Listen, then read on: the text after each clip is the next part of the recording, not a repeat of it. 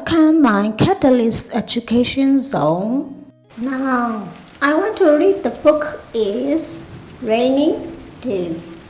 Jenna looked out the window and moaned. Ah, it's still raining, she said. Now, my day with Nikki is not going to be fun. I hate rain. It is so boring.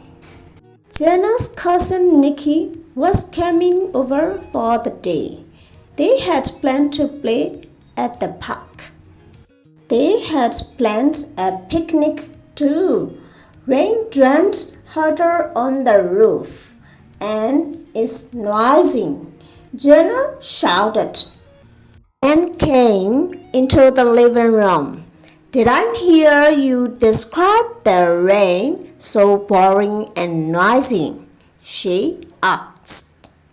Sounds like somebody got up on the wrong side of the bed. I did not, Jenna said. I got up the same way I always do.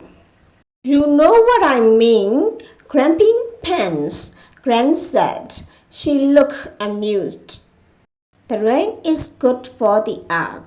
You and Nikki can make other plans. Use your imagination.